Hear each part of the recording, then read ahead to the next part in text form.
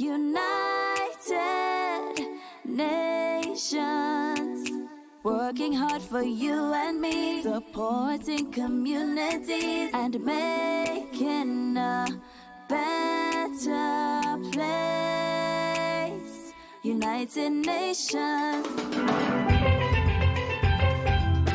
This is We the People's Conversations with the United Nations in Trinidad and Tobago. I'm Faine Richards. This week we're continuing to celebrate World Environment Day, which was commemorated on Saturday, June 5th. The Caroni Swamp is one of Trinidad and Tobago's greatest gifts from Mother Nature.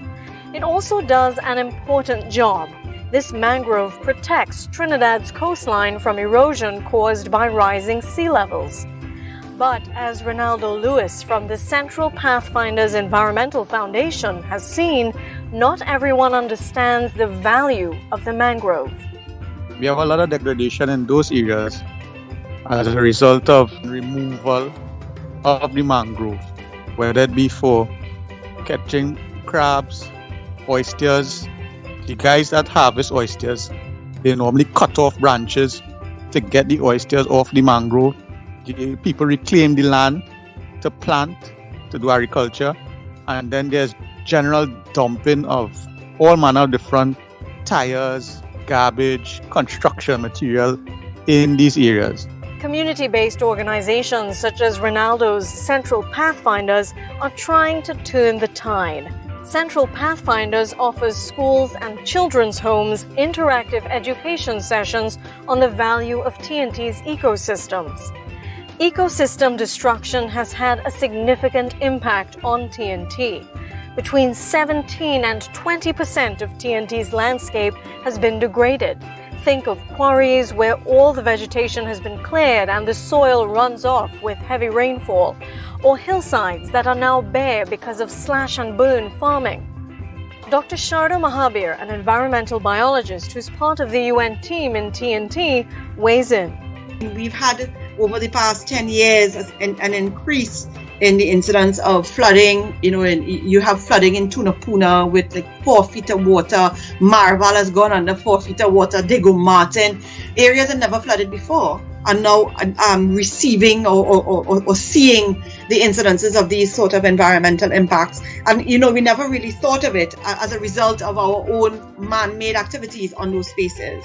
So it's important to rehabilitate and restore our environments, and actually to also consider, hybridizing our environment. So yes, we're going to have urban spaces, but can we combine that urban spaces with greenery? Dr. Mahabir is the national coordinator for the UN's Global Environment Facility Small Grants Program. The Global Environment Facility is a fund that helps countries meet their international obligations to save the environment and to stop climate change. The fund's Small Grants Program helps finance the environmental conservation work of community organizations and NGOs, including Central Pathfinders. In fact, the Small Grants Program has funded nearly 140 projects in TNT over the last 25 years. So we help you with the project development and the grant writing aspect of it. But then we also come now and we assist you with the actual finances for achieving that goal. Renaldo says NGOs can have a deeper impact on the environment because of the Small Grant Program's assistance.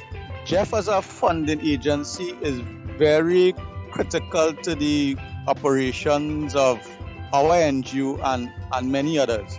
Training NGOs how to apply for grants, that was not always available to us in the NGO circles as readily as it is now because of their intervention.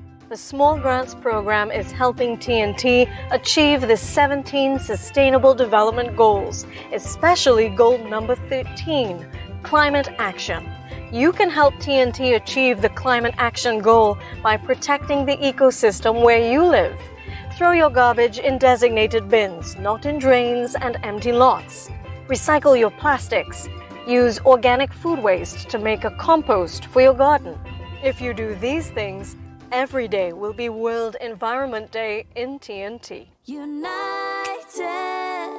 Nations, Working hard for you and me, supporting communities and making a better place. United Nations.